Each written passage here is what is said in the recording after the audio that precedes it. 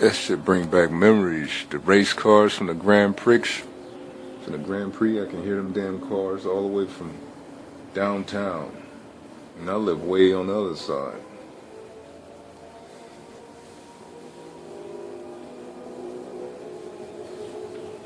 Yeah, all the cars on the track. I remember years working fucking at the Hyatt, and we had to deal with the drunks and all that shit. In the convention center as well. I worked at both of those spots downtown many years.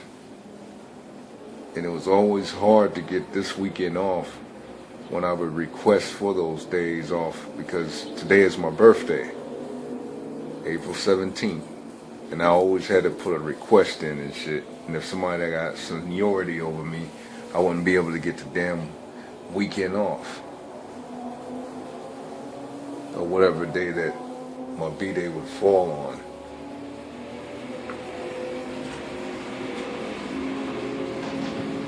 You can hear them loud ass cars.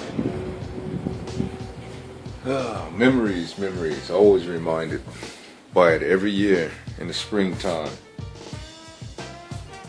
When the Grand Prix is on, it's always around my birthday. It's my B-day today. Me and my twin brother. Outback Steakhouse later on tonight with the fam. Nah-ahh. Yeah. It's funny. I'm in good spirits though. Even though I didn't sleep well last night having a birthday jitters. It's funny too because I'm thinking about other personalities like YouTubers that every time I get really happy and excited when they post up new videos, and one in particular, she's my favorite female YouTuber. Her name is Alexandra Villarreal Abrego. I think I said her name right this time. Right on. Yeah, it goes beyond her beauty. Way beyond her beauty. Why I like her channel. You know, she has good content, and it's not just catered towards women. You know, it may be like 75% geared towards that, but it's for people in general too. She's an author and a professional life coach. And this lady, she's spoken for. You know, she has a significant other, and I'm not a stalker, and I'm not no crazy man. I just admire her. You know, her smarts, her beauty, and everything. And I like seeing that smile. And I like hearing her speak. And I like how she's touching people's lives. Do you ever feel like there should be more, like there has to be more? It's like a feeling inside of you. Sometimes it can even be described as a voice that's telling you, or that's screaming at you, telling you you're meant to do more.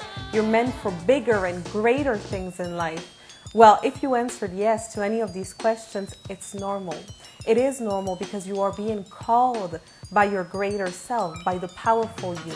You see, each and every one of us, we have greatness within us. You know, we have the ability to accomplish the greatest things in life. You know, when we see people, let's say, on TV, or people throughout history who have accomplished amazing things, have changed the world, we are them. We can be them, because everything that they have inside of them, we also have it. So you're going to see how throughout your life, there's going to be that feeling and that voice. A lot of people just decide to live their lives ignoring completely that voice till eventually that voice just stops speaking to them. But other people listen to it, and they know that they have to do more with their lives. And this is exactly what happened to me at the age of 19 years old, a year after I moved into that apartment with my friend. I remember how I started getting that feeling inside of me. It was a feeling that with time was getting stronger and stronger. Even sometimes it felt like it was a voice speaking to me, telling me you're meant for greater things. you're meant to do much, much bigger and greater things with your life, and your life is going to be used for something much, much greater than what you can ever imagine. But of course, back then, I didn't know what to think of that feeling. I just thought, that it was a normal feeling that anyone would get, which it actually is, really. We all get that feeling. Some people choose to listen to it, others choose to ignore it.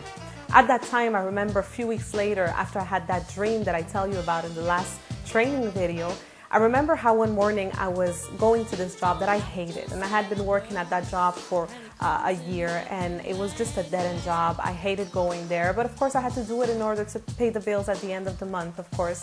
And I remember that morning, like every other morning, I would have to wake up at 4 in the morning, take the first bus in order to get there, because I had to take 3 different buses. I had to take it at 5:24, if I'm not mistaken, if I remember it well. And I remember how that morning, it was the same as every other morning, but there was something that happened. I got in that bus, I was sitting there, and I was looking around me. And I was looking at all the people sitting next to me and around me, and they all looked so tired.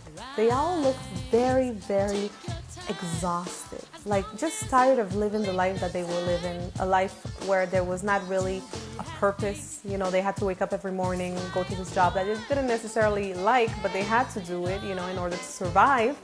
And I realized how everyone around me was just surviving and not living. For a minute, I started to feel sad for them. I started to feel like, wow, it must not be very fun or exciting to live the life that they're living. But then I realized, wait a minute, I am one of them. I am also sitting in this bus every single morning at the same time, and I also probably have the same sad, miserable look on my face, And then for a few moments I started to wonder. I started to think, is this how life is? Maybe when we're younger, we're told, we can live your dreams and, go for your dreams and you're going to do great things in your life. But then one day you wake up and you're an adult and you realize that all of that, well, it was just, not true, and it was all false. And the reality is that when you're an adult, you have to work at this job that you don't necessarily like in order to survive every day, and you do that until you retire.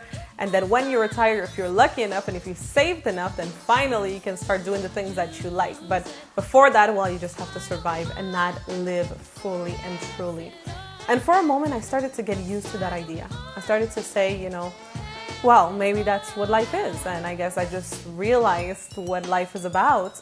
I just woke up from this illusion that I had that one day I was going to do amazing things. And as I was starting to get used to that idea, to the idea that maybe this is how life is going to be forever for me, I remembered how when I was much younger, I was about 10 years old, one day I was going through my mother's things. I'm an only child, so I would have to entertain myself by inventing games. And I remember very often when I was younger, I would play the investigator game, and I would just go through everyone's things, which my mother, of course, wasn't necessarily very happy about.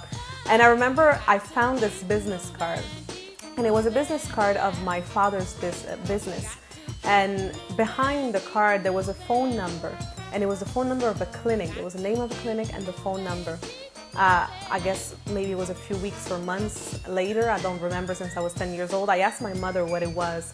And I remember she told me that this was the business card of my father, of course, that he gave to her when she told him that she was pregnant with me. And he said, this is a clinic and I want you to go get an abortion. Call them, get an appointment, and get the abortion because I don't want to have a child. What happened is that at the same time when that happened, my grandmother's papers to immigrate to Canada were approved. So she finally got to Canada with my mother, who was here. And my grandmother found out, and she told my mom, if you get an abortion, I'm leaving and you will never ever see me again. So my mother had to keep me, because at that point my mother, of course, was a woman who was alone. She didn't have money. She didn't even speak English or French. So she was thinking, what kind of life can I give to this child? And maybe this is the right solution. But once my grandmother got here, she got the support, of course, from her mother. And that's when she decided to keep me.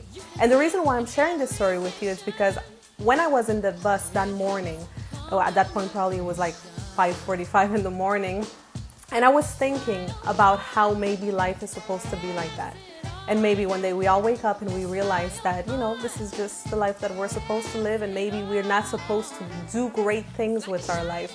I remember that story, and I remember how at the end of the day we all come to this world in different circumstances. Some of us were wanted. Of course, our parents prepare for us, and that's a wonderful thing. But other people, well, we're not necessarily wanted. And regardless of how we came into the world, it's such a miracle. Us coming to the world and how the stars aligned for our parents to one day meet, it is such an amazing miracle. And I want you to think about how your life is a miracle, and for you to even for 1 second think that you're not a special person and that you're not supposed to do great things with that life that was given to you, which is such like I'm saying, there's no other way to describe it but to say that it is a miracle.